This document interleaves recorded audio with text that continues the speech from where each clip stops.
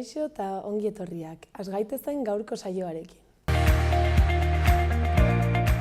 Ikusitzagun gaurko efemerideak. 1928ko azaroaren 16ean, Espainian Ebroko gudua bukatu zen, Gerra Zibileko borrokarik luzeena eta latzena. 30.000 errepublikar hil ziren eta beste 20.000 hartu zituzten preso. Gainera, 7 urte beranduago, 1945ean UNESCO sortu zen Londresen.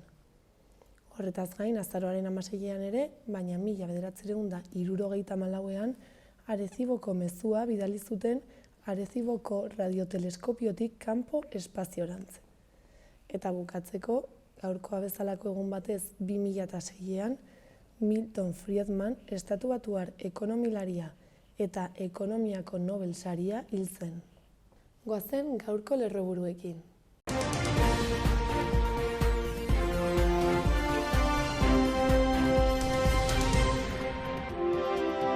Arratsaldeon eta ongi etorri bertan berria albistegira, gaur azaroaren 16a asteartea, hauek dira Iruñerriak eta Nafarroak utzitako albiste nagusienak. Zure ondoan gaude azaroak 25ko kanpainaren leloa, zeinaren bidez gobernuak herritarrei hurbildu dizkie emakumeen aurkako indarkeriaren biktimei laguntzeko taldeak. Arnaiz Fernandez Elias Gazteberri kolektiboa eta San Martin Unseko udala 2021ko gazteriaren galardonak. Txibite lehendakariak Nafarroan nekazaritzako elikagaien industriako berrikuntzaren nazio erreferentetzat jo du. Berriro ere eginen den Pamplona UP kanpainak 136.474 deskontu bonus salgai jarriko ditu, asteazkenetik abenduaren 15 bitarte. 800 bat establezimentutan erosketak egiteko. ELA sindikatuak amiantoren eraginpean egondako biktimen babesgabetasuna salatu du eta Nafarroko gobernuari exigitu dio elkarrizketa sozialean dirua xahutu beharrean amiantoa kentzeko erabildezala. Lab Steilas eta ELA sindikatuek hezkuntza departamentuari eskatu diote praktiketako funtzionarioek egin beharreko prestakuntza euskaraz ere izatea. Pentsio publiko eta duinen aldeko manifestazio eginda astelehenean Iruñan. 7 enpresa Nafarrek Medika 2021 azokan parte hartuko dute Düsseldorfen. Gora egiten ari da koronavirusaren kutsatzen zenbatekoa Nafarroan, goranzko joerarekin kezkatuta azaldu dira Nafarroko parlamentuko taldeak. Azaroaren 28an Iruñeko anaitasuna kiroldegian bortzetan izanen da aurtengo Nafarroko bersolari txapelketako final handia.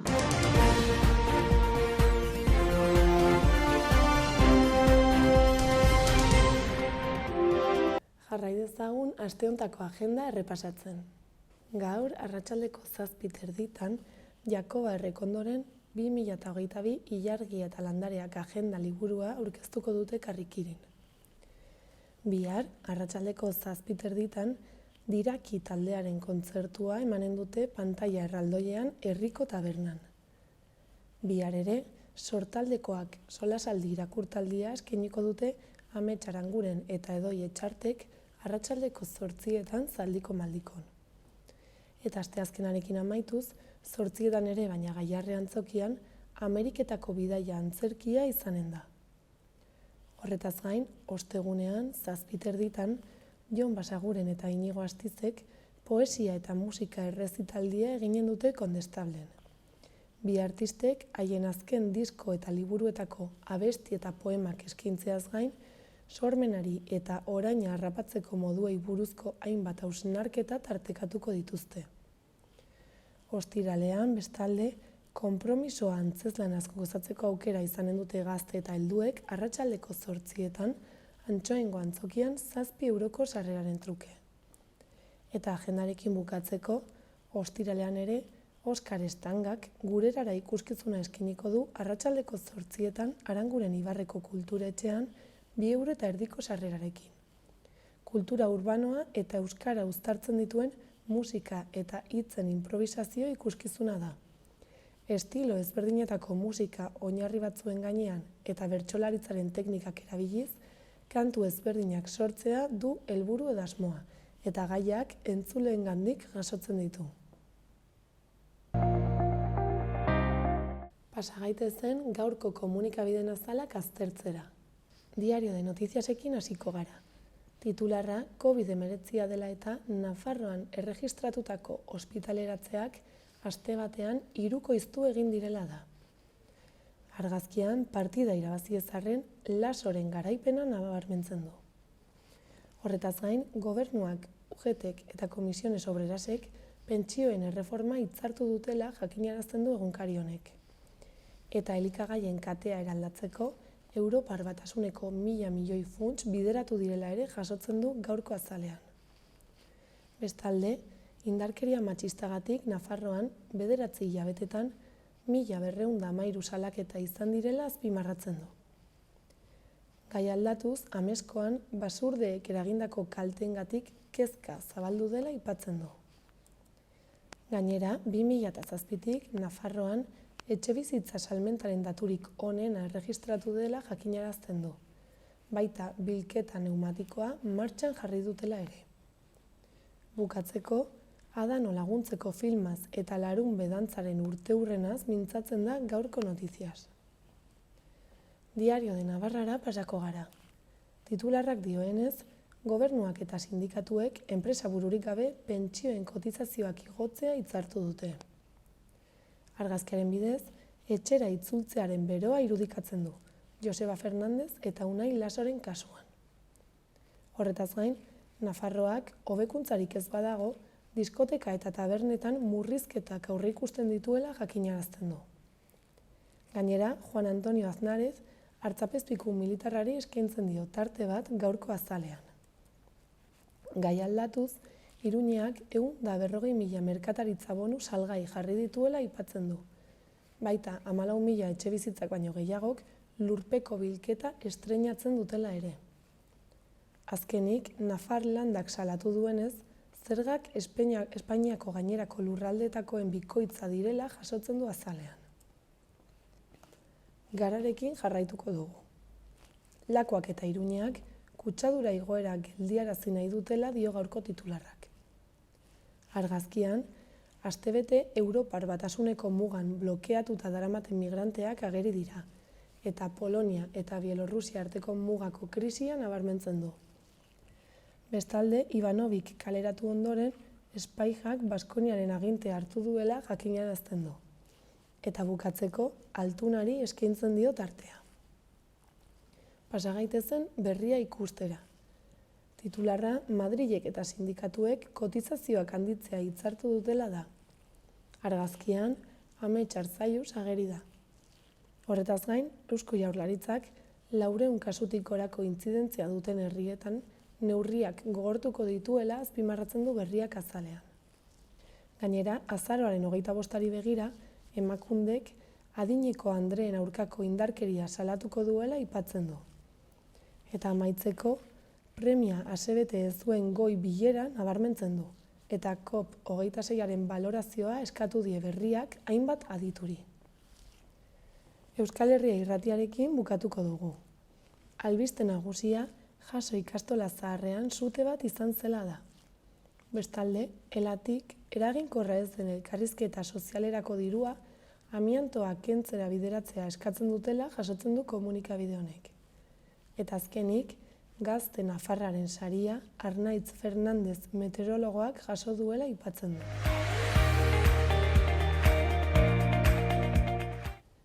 Pasa gaitezen orain gaurko eta biharko eguraldien iragarpenak ikustera. Gaur giro hodeitsua eta freskoa izango dugu. Ipar partean hodei ugari pilatuko da eta euri apur bat egingo du, gehienetan zirimiria. Nafarroa ekialdean eta hegoaldean ostarteak gailenduko dira eta giroa lehorra izango da. Ipar-haizea ez da astelehenean bezain bizi ibiliko, Nafar hegoaldean izan ezik, bertan ziertzoa oraindik zakar ibiliko da, bolada gogorrekin. Udazken giroarekin jarraituko dugu, eta temperatura maksimoak 14 graduren azpitik geratuko dira. Bihar, asteazkenean, zerua estalita egongo da ipar isurialdean. Euri txikia egingo du, batez ere mendebaldean, eta Nafarroa eta Ipar Euskal Herrian ateri eutsiko dio ordu askotan. Arratsaldean atertzera egingo du, baina gauean berriro ere euri pixka bat egin dezake. Nafarroa erdialdean eta hegoaldean giro eguzkitsua nagusituko da, baina ziertzoak gogor joko du, aurreko egunetan bezala. Temperatura maksimoetan ez dugu aldaketarik espero.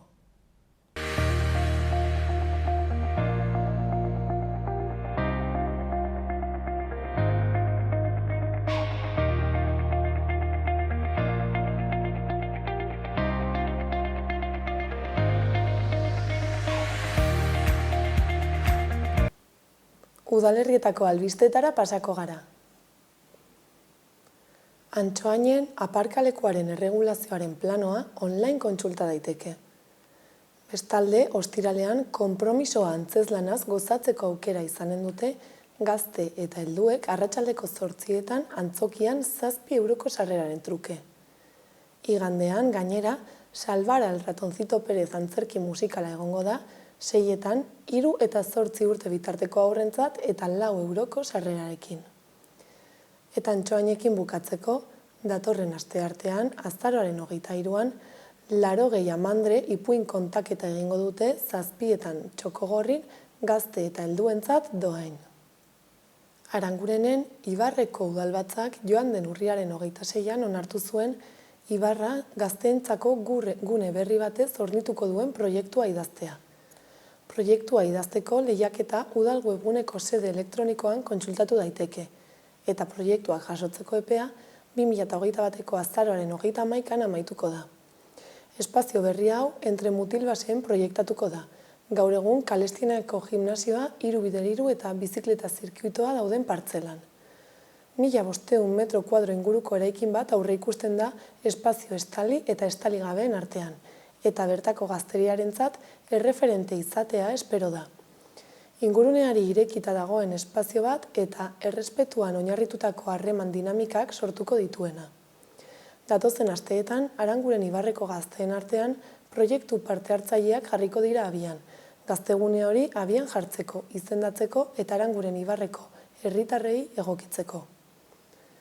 Horretaz gain, gaur Aranguren Ibarreko odonatuen gidaren aurkezpena eginen dute arratsaldeko 6etan udaletxeko erabilera anitzeko gelan. Iñaki Mezkitak bere egileak libelulen mundu ezezaguna aurkeztuko du, ekosisteman duten papera eta ziklo biologiko bitxia azalduz. Sarrera librea izango da edukiera bete arte. Ostiralean, bestalde, Oskar Estangak gurerara ikuskizuna eskainiko du arratsaldeko 8etan kulturetxean 2 eurota erdiko sarrerarekin. Kultura urbanoa eta euskara uztartzen dituen musika eta hitzen improvisazio ikuskizuna da. Estilo ezberdinetako musika oinarri batzuen gainean eta bertsolaritzaren teknikak erabiliz, kantu ezberdinak sortzea da helburua edo asmoa, eta gaiak entzuleengandik jasoko ditu. Eta azkenik, datorren asteartean, familientzako jolasak eta solasak lantegia eginen dute, arratsaldeko 5etatik 6 Irulegi eskola publikoan. Tailer honetan, euskarazko jolas, kanta eta formulak ikasi eta praktikatuko dira. Euskara seme-alabeekin konpartitzeko eta konplizitate elementu bilakatzeko. Tailerra 0 eta 6 urte bitarteko aurren gurasoei zuzendua dago, eta aurrek ere parte har dezakete. Izen emateak azaroaren 19 arte egin daitezke telefonoz, ala email bidez, eta doakoa izanen da. Iruñeko udalak Pamplonap Gora Iruñeko negozioak kanpainaren beste edizio bat abiatu du. Asteazkenetik aurrera, 136.464 bonu jarriko ditu salgai, hiriko 800 bat merkataritza, ostalaritza, isialdi eta kultura establezimendutan eta zerbitzutan trukatzen alko direnak. Udaberriko deialdian baino 66.000 bonu gehiago dira, eta establezimendu parte hartzaile kopurua antzekoa da. Deskontu bonuak asteazkenean erosten alko dira udal webgunearen, pamplona.es webgunearen eta 662-867-10 telefonoaren bidez. 68.232 bonuko lehen sorta goizeko 10etan jarriko da salgai, eta bigarrena arratsaldeko 5etan. Bi dira kanpainako berrikuntza nagusiak. Alde batetik, 18 urtetik gorako pertsona bakoitzak gehienez ere 10 bonu erosten alko ditu, 15 beharrean, udaberrian ez bezala. Erosleak ez du Iruñan erroldatuta egon beharrik. Bestalde, 20ra murriztu da erosketa bakarrean gehienez ere trukatu daitekeen bonu kopurua. Azkeneko kanpainan 30 bonu trukatzen alziren erosketa bakoitzeko. Neurri horien bidez, Iruñeko udalak xede du bonuak pertsona gehiagori heltzea eta deskontu ez baliatzen den jende gehiago egotea, bai eta establezimendu ezberdinen artean gastua dibertsifikatzeko aukera gehiago egotea ere. Kanpainaren funtsa mantendu da eta bonu bakoitzaren prezioa 14 eurokoa izango da, 20 euroko erosketak egin ahal izateko. Iruñeko udalak 6 euroko alde hori diruz lagunduko du, eta bonuak trukatu diren establezimenduei ordainduko die. Pamplona bonuen xedea da Iruñeko saltokietan eta ostalaritza zein zerbitzu establezimenduetan erosketak sustatzea. Gertuko erosketak bultzatuz, COVID-19aren pandemian jarduera etetearen ondorioz larri kaltetuta zeuden sektore batzuen garapen ekonomikoari bultzada emateko.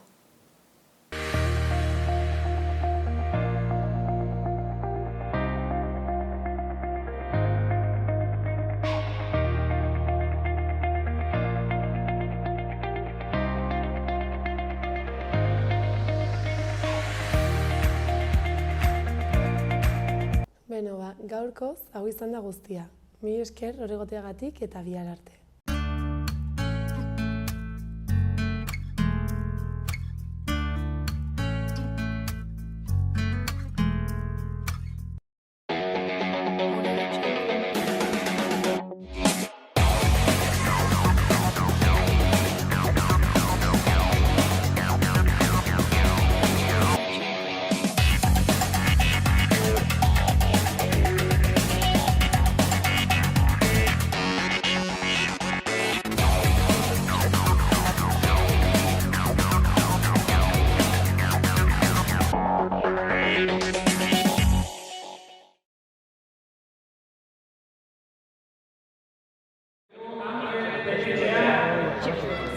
Konbinarekin hasiko gara.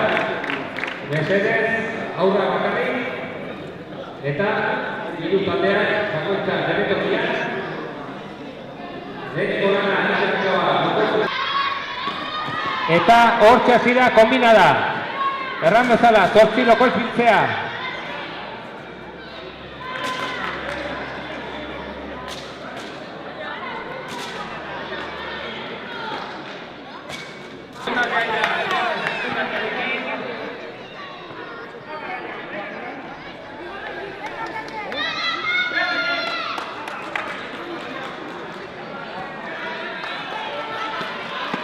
Eta orain hiru pare lehenengo txanda.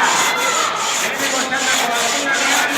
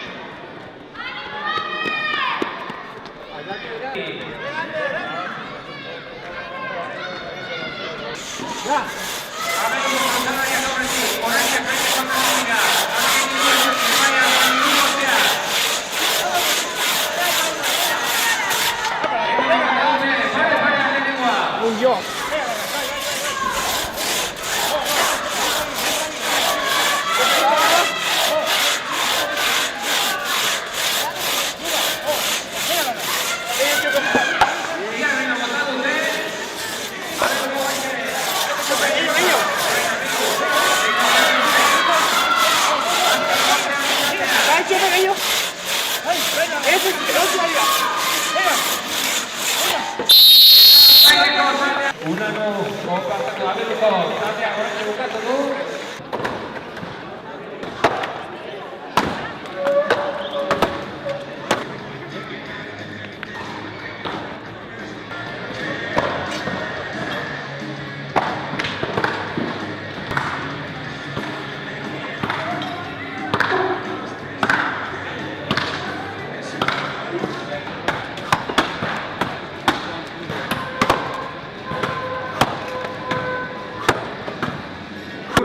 Gainean ere jarri dira eta hortxe hasi dira 5 aizkolariak.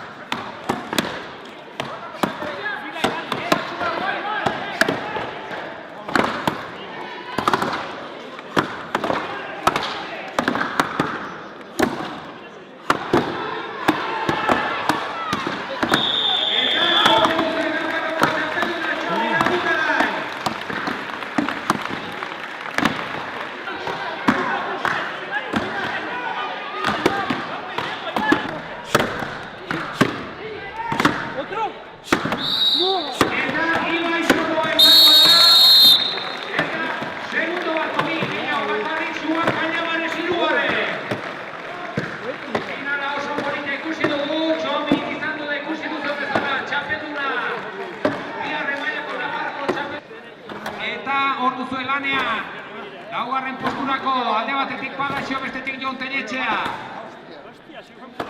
Azken kanerdian hauek sartu dira baitere.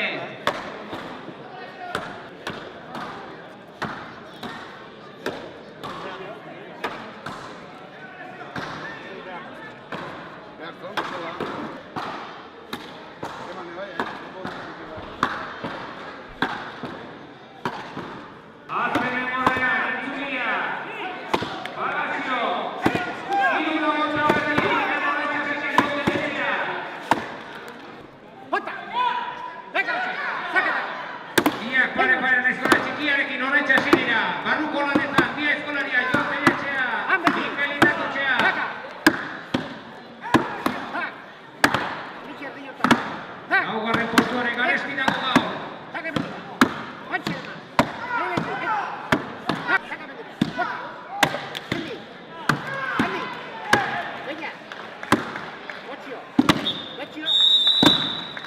Eta hortxe ondo dira biak ere, segundo baten barruan, 2 segundoren barruan. Txalo handi bat, gauko finala, polita, eskaini dute bost aizkolaria.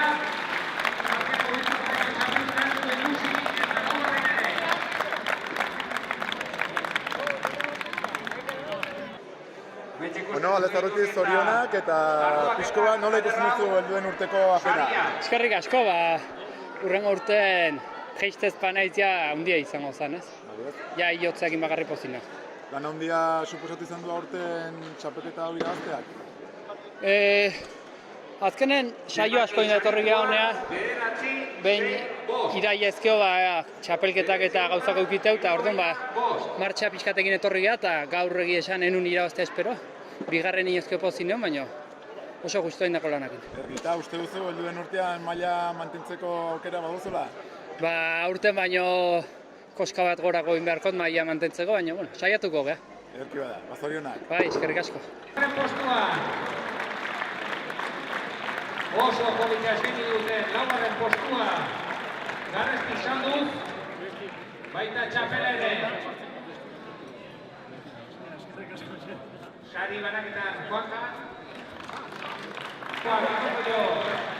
Inurri eta lote hori, gustu handia aterako Josuane. Hortxe duzue.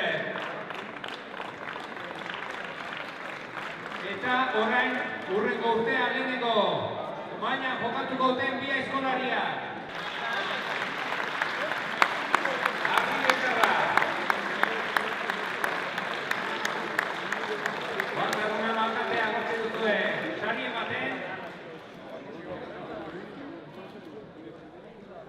Eta 2021ko Nafarroko